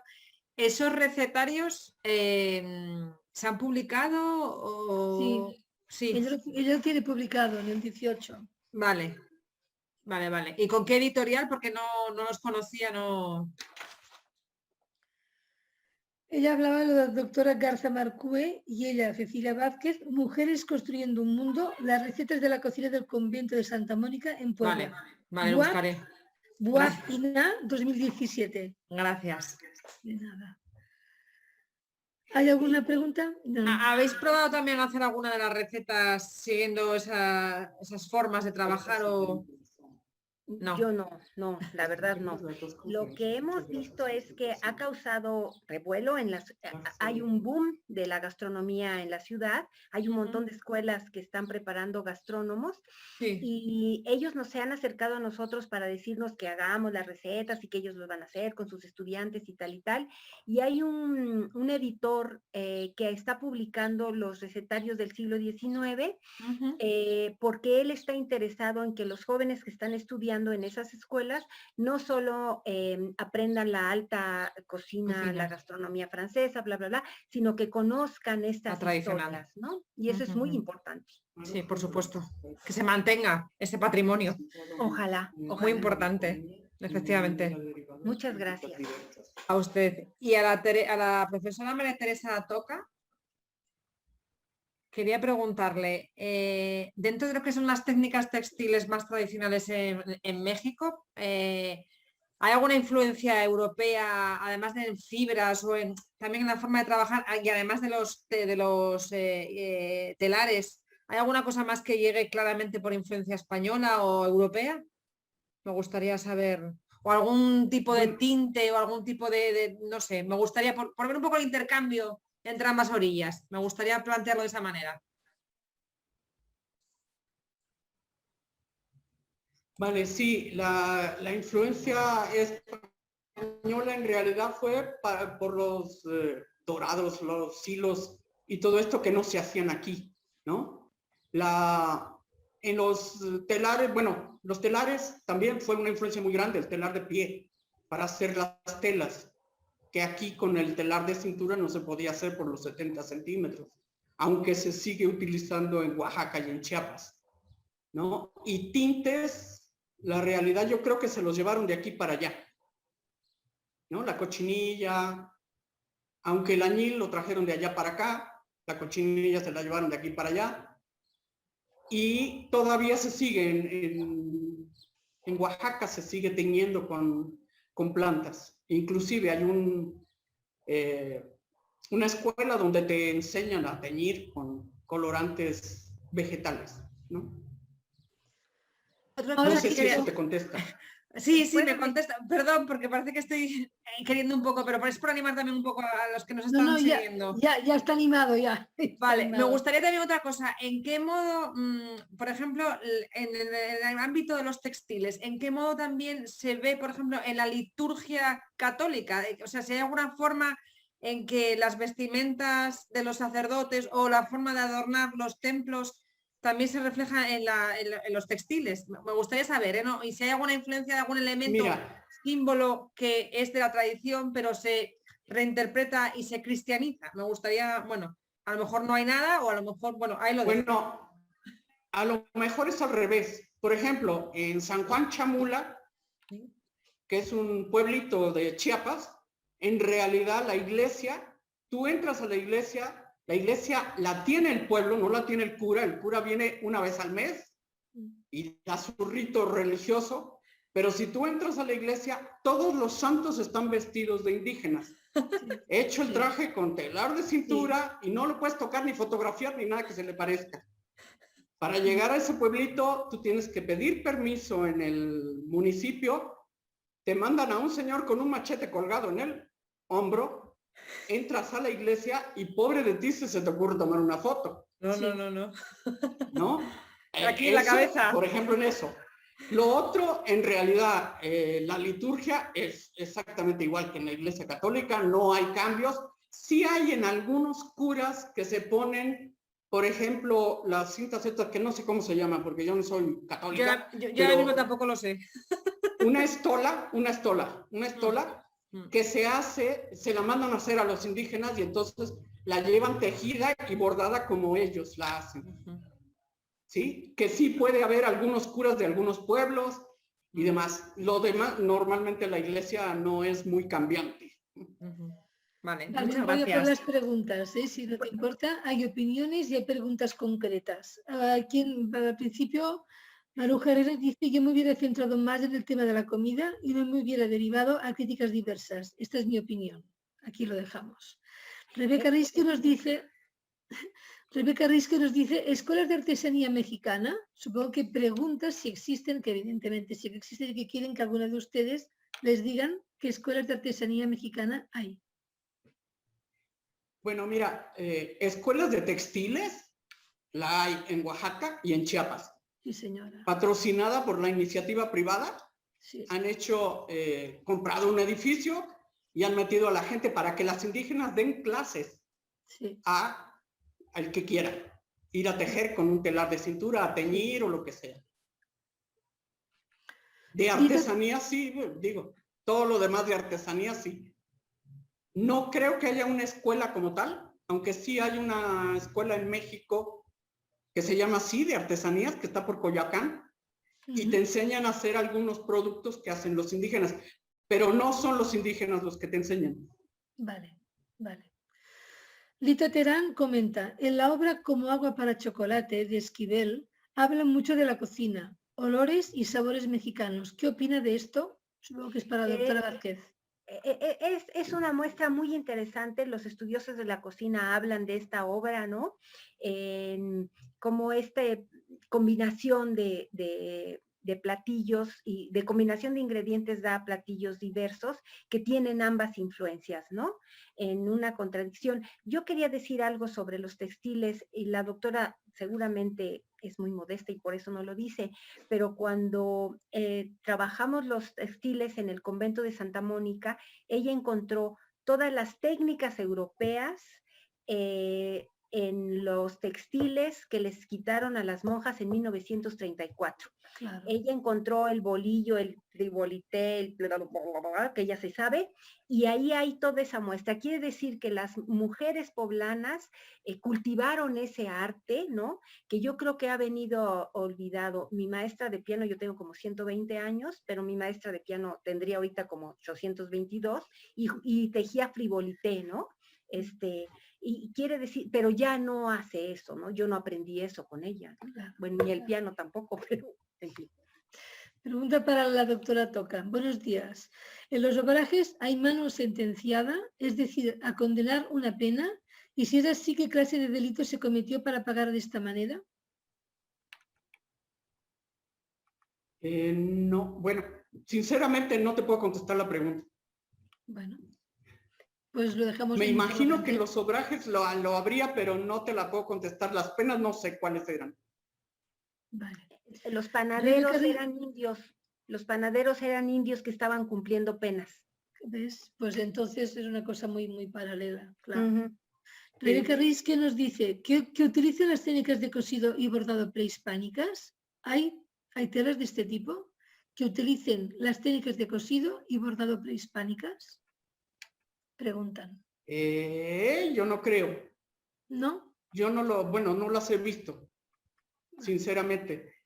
He visto lo que queda de los prehispánicos, pero ya que actualmente se haga alguna cosa así, no. Porque en realidad, por ejemplo, el punto de cruz que se usa ahora vino con los españoles. Vale, vale. Y del frivolité que estaban hablando antes, sí hay una escuela aquí en Puebla donde enseñan frivolité. Bolillo ya no. Vale. Yolanda Muñoz dice, gracias a ambas charlas muy interesantes. Quería hacerle una pregunta a la doctora María Teresa Toca en relación a la creación del rebozo que ha explicado. ¿El aroma tiene alguna otra función además de aportar olor? No, solamente el olor y además que sea típico de un lugar, porque en cada lugar, o sea, ya sea en San Luis Potosí o en el Estado de México, se hace con diferente olor. Vale. El de San Luis Potosí huele más a rosa y el otro no. Manuel Fernández dice, ¿por qué dice que fue tan catastrófica la salida de los españoles de México? Supongo que es para la profesora Vázquez, ¿no? ¿La pregunta es qué? ¿Por qué dice que fue tan catastrófica la salida de los españoles de México? La salida de los españoles. Y quizá la ha comentado la doctora Toca. Ah, no, sí, fue catastrófica en el sentido, si es lo que yo dije, Sí. es que los cultivadores, o sea, los que habían venido de España y cultivaban el algodón, cuando comienza la independencia se van. Entonces se pierden muchos cultivos, claro. Y aparte de que se pierde todo el contexto completo, ¿no? Vale, vale. Por eso fue catastrófico, no por otra cosa. Para la doctora Vázquez, ¿hay relaciones en los momentos de la hechura de ciertos platillos con respecto al calendario litúrgico, más allá de los ingredientes de temporada? Sí, en las reglas de la vida conventual se instituye el calendario litúrgico y ahí se reglamentan el tipo de alimentos. La madre Imelda, que vivió en el convento hasta 1934, me explicaba que se hacía un pan, le llamó ella pan de bola, que se usaba sin esto que hace ¿Levadura? que sin levadura, sin levadura, que se guardaba en grandes ollas de barro y que decía que para ella era un sabor espantoso, pero era el pan de sacrificio y tenían que comerlo, ¿no? El chocolate, por ejemplo, no todos los conventos consumían el chocolate. Ella dijo, nosotros tenemos la receta para hacer chocolates, pero no hacíamos chocolate, mandábamos a hacer el chocolate, ¿no? Hay una historia en Chiapas de que el consumo del chocolate por las mujeres, un sacerdote les impidió porque a la hora de la misa tomaban chocolate, entonces le dieron una tacita de chocolate pero envenenado al señor para que ya no los estuviera molestando, porque qué barbaridad, el chocolate era delicioso, ¿no? Fue una adquisición deliciosa del mundo mesoamericano, ¿no? Vale. La profesora Toca, dice Itzel Rabí, me disculpan si ya se dijo esto en algún momento, ¿qué fuentes utilizó para encontrar tan detalladamente las vestimentas de las que nos habló? ¿Qué? ¿Dónde te basaste? O sea, ¿qué fuentes utilizaste para encontrar tan detalladamente las vestimentas de las que hablaste? El rebozo, o sea, todas estas imágenes que fuiste pasando, ¿de dónde salieron? Preguntan.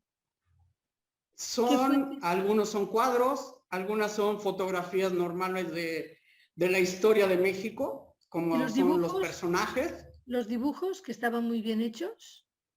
Los dibujos son de ay, ahorita no me acuerdo exactamente, el root lechuga. Ah, vale. Sí, sí. Para la doctora Vázquez, mi pregunta sería, ¿los tacos tan famosos en qué momento del tiempo aparecen?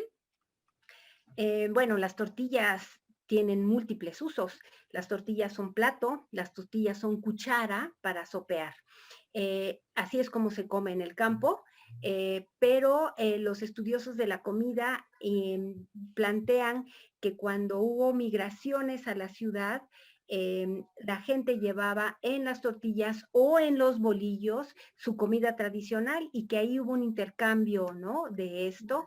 Y bueno, la migración a las ciudades es desde la época colonial. Muchos indígenas que decidieron buscar mejor vida en las ciudades y bueno, esta es la manera de trasladar y transportar los alimentos. Hoy el taco y lo que es la torta están comercializados. En esta ciudad hay una tradición de unos tacos que trajeron los libaneses, que les llaman tacos árabes, que son famosísimos. Gente de México viene a comprar la carne para llevársela a la Ciudad de México, ¿no? Pero es la misma técnica, ¿no? Es la tortilla, pero en el caso del taco árabe es de trigo, como un recipiente para contener el guisado, ¿no? Vale. Para la doctora Toca, antes de la llegada de los españoles, ¿cómo se vestían las mexicanas y los mexicanos? Con telas de algodón que cultivaban ellos y se tejía totalmente en telar de cintura. Se hacía como la blusa que yo les enseñé y la falda. Y los hombres igual, una camisa, un pantalón más corto que lo que vimos al final y todo era tejido en telar de cintura. Perfecto. Para la doctora Vázquez, ¿qué tipo de esencias se utilizaban en la cocina mexicana? ¿Y algún tipo de carne? ¿Especias? Uh-huh. Había muchos condimentos, por ejemplo, el epazote, con lo que pintan la cochinita pibil-tere, Achiote. el achiote, la hoja santa, muchas hierbas, se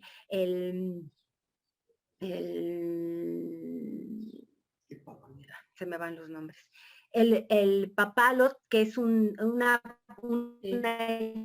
hierba que condimenta, ¿no? Hay muchísimas hierbas que ahora se producen tanto en la milpa como en el huerto doméstico que condimentan. Y la carne era carne de caza, un momento especial a lo largo del año mesoamericano,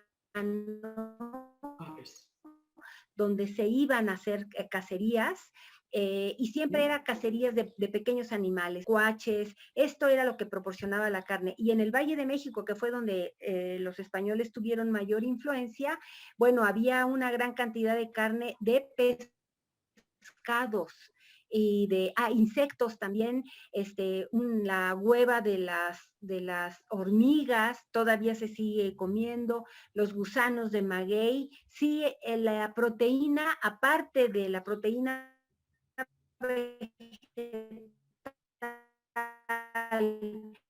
Se pierde. Con el maíz y el frijol es la proteína animal. Se pierde Álvaro. ¿Si nos ayudas? Bueno, vamos a ver las dos últimas que quedan, una para cada una. Pilar Forero dice, respecto al cultivo del algodón, ¿cómo participaba la mano de obra indígena? ¿Por qué se acaban los cultivos cuando salen los españoles? El algodón que se cultivaba precolombino era muy bueno, pero era en pequeñas cantidades, para ellos nada más. Cuando llegan los españoles, cultivan el algodón en grandes extensiones. Por eso es que se acaba, no es que se haya acabado totalmente el algodón, pero sí las haciendas dejan de cultivar porque ellos se van. Entonces no hay dinero para cultivar y por eso se pierde el algodón. No es que se pierda, se pierde parte por la guerra y por que ellos dejan de cultivarlo. Sí. Actualmente se cultiva en el norte. perfectamente bien el algodón. Para finalizar, para la doctora Vázquez, nos dice Nancy Guamán, el convento conocido por las delicias de sus comidas, ¿en algún momento se dedicó a hacer negocio con sus preparativos? Gracias desde Tambobamba, Perú. Sí, y siguen viviendo de eso. Ahora que yo llamé para preguntar sobre lo que siguen vendiendo, hubo contraposiciones entre esto que venden ellas como las tortitas de Santa Clara, en realidad es nuestro. Nosotros siguen haciendo estos platillos que eran para las personas que son sus benefactores, para agradarle a las autoridades y recibir beneficios, por supuesto, y sigue siendo una fuente. Popes de las monjas a mí me parecen muy alcoholizadas, pero son deliciosos, ¿no? Y galletas, y buñuelos, y chiles, y botanas, siguen haciendo estas cosas. Sí, realmente es un negocio. Bien, yo por mi parte no hay más preguntas. Creo que aquí podemos poner punto final esta tarde a estas dos excelentes charlas que nos han dado una panorámica muy completa de los textiles por un lado y de la comida por el otro, y nos hacen avanzar en nuestros conocimientos. Agradecerles a las dos, la doctora Toca, la doctora Vázquez, su participación, y esperamos pues poderlo seguir haciendo en tiempos próximos, y se lo agradezco mucho a todos ustedes su atención. Gracias. Muchas gracias. Gracias, Buenas Victoria. tardes. Muchísimas gracias. Buenas tardes y gracias para todos. Gracias, maestras. Gracias a la profesora Vázquez y a la profesora Toca, a Victoria por la coordinación de esta jornada. Y yo quisiera aprovechar también para agradecer al equipo de Caligrama, Álvaro Llaner, por todo el soporte técnico que ha llevado a cabo durante esta transmisión. Sí. Quería también agradecer al equipo del Museo de América por todo lo que ha desarrollado en este tiempo para poder llevar a cabo, a Ainhoa de Luque, Inés de la Peña, Alfonso Hernández, Ana Pérez, pues toda la gente que ha puesto su granito de arena para poder llevar a cabo, con todos los aciertos o desaciertos que hayamos podido tener, pero bueno, estamos aquí, estamos conectados, que es lo más importante. Y simplemente, pues, gracias por su participación, por seguirnos, con algunos problemas técnicos. Es mucha la distancia, aunque gracias a estas tecnologías también esto se hace muy pequeño. Y quisiera recordarles pues que el próximo jueves 24 de junio seguimos con el seminario dedicado a Perú y tendremos dos participaciones a cargo del profesor Jean-Pierre Tardieu y de Susi Sánchez sobre la presencia afroamericana en la independencia. Muy interesante el tema que nos toca abordar el próximo jueves, y que el próximo martes, día 29 de junio, acabaríamos pues este seminario dedicado a la independencia de México, de Virreinato República, y bueno, el martes próximo lo dedicaremos al arte de la iconografía de la independencia a cargo de las profesoras Bargallo Sánchez de la Universidad de Barcelona, de la profesora Esparza y del profesor Rodrigo Moreno.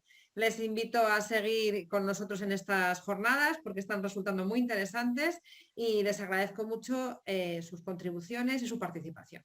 Hasta el próximo jueves, hasta la próxima semana. Carmen, perdón. Sí. Yo agradezco desde México que hayan hecho un seminario por la independencia de México. Pues claro. Se lo merecen y lo que tenemos que buscar es los lazos de unión, los puntos donde convergen nuestras historias. Sí. Creo que merece la pena dar a conocer estos acontecimientos históricos y seguir pensando que estamos muy ligados, muy unidos en el fondo, y compartimos una lengua, compartimos una cultura, compartimos muchas cosas. Sobre todo lo importante son las personas, que cada uno piense o forme parte de su cultura y de su lugar, pero buscando los puntos de conexión siempre. Es importante que haya diálogo y que haya respeto y que sobre todo que la gente conozca para poder opinar con una base, con un fundamento. Y es lo que pretende un poco el Museo de América a través de estas jornadas. Así que buscamos eso, que la historia continúe y que la historia nos siga entrelazando, que es lo interesante. Así que muchísimas gracias a todos por su participación. Doctora Toca, doctora Vázquez, hasta la próxima vez y esperamos sus aportaciones para la revista Anales, que seguro que ahí podrán ustedes desarrollar mucho mejor estos contenidos que hoy nos han presentado. Gracias a la doctora Solanilla por el esfuerzo y desde Madrid a todos los que han asistido, allá donde quieran que estén, pues hasta la próxima. Gracias.